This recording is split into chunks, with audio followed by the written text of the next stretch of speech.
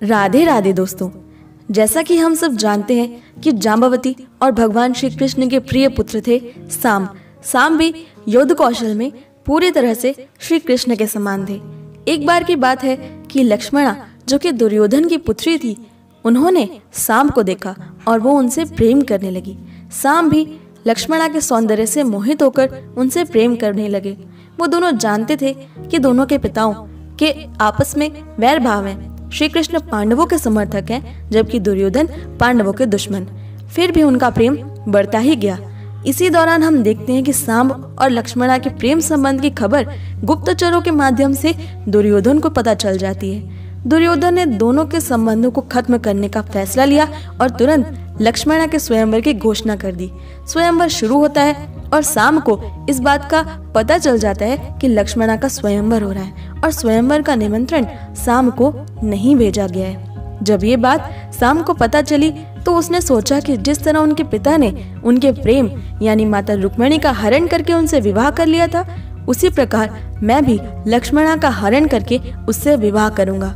साम तुरंत स्वयंवर में पहुंच गए और लक्ष्मणा का हरण कर लिया। फिर दुर्योधन की पूरी सेना ने साम को घेर लिया।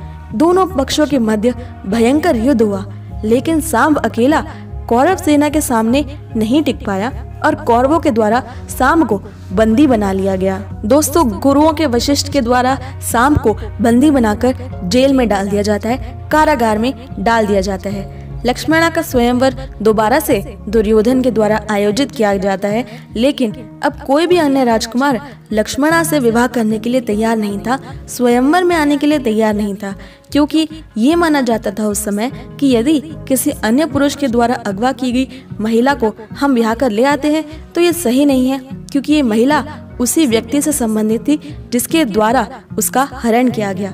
हालांकि अन्य राजकुमारों के पास एक अन्य कारण था लक्ष्मणा के स्वयंवर में न आने का, और वास्तविक कारण ये था कि वो लोग यादवों से डरते थे जो सांब की ओर से उन पर हमला कर सकते थे अगर वो लक्ष्मणा से विवाह करने का दुस्साहस करें।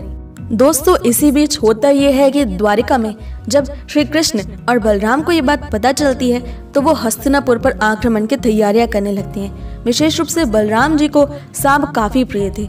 तभी बलराम जी ने श्री कृष्ण से कहा कि दुर्योधन मेरा शिष्य है और मेरे कहने पर वो सांब को आसानी से छोड़ देगा, इसलिए तुम चिंता मत करो कान्हा, मैं स्वयं जाकर दुर्योधन से शांतिपूर्ण तरीके से इस बारे में बात करूंगा और पूरी समस्या को सुलझाऊंगा।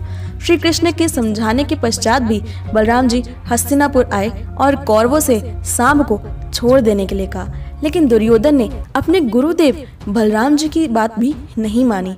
बलराम इससे बेहद क्रोधित हो गए और उन्होंने हस्तिनापुर को अपने हल से खींचकर गंगा नदी में डुबोना शुरू कर दिया। जब कौरवों ने बलराम जी का ऐसा रौद्र, ऐसा भयंकर रूप देखा तो वो बेहद डर गए और बलराम जी से वो क्षमा याचना करने लगे। बलराम जी ने उन्हें क्षमा कर दिया।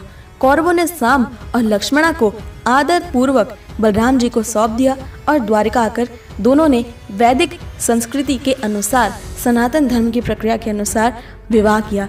इस प्रकार साम, जो साक्षात त्रिलोक स्वामी श्री कृष्ण के पुत्र थे, और लक्ष्मणा जो कि दुर्योधन की पुत्री थी, उन दोनों के इस प्रेम प्रसंग के कारण, इस प्रेम विवाह के कारण यादवों और कौरवों के बीच में लड़ाई जैसे संबंध उत्पन्न हो जाते हैं। लेकिन इनका प्रेम सच्चा था, इसलिए ये दोनों अंत में विवाह के बंधन में बंध ही जाते हैं। दोस्तों, मुझे इंस्टाग्राम पर फॉलो करना बिल्कुल ना भूलें। मेरी इंस्टाग्राम आईडी है @krishna_my_soul_khushbu। अपनी इंस्टाग्राम आईडी का लिंक मैंने डिस्क्रिप्शन में दे दिया है और यहाँ आपको जानने को मिलेंगे कान्हा के जीवन से जुड़े बेहद अद्भुत छोटे छोटे तथ्य और बेहद खूबसूरत कोट्स।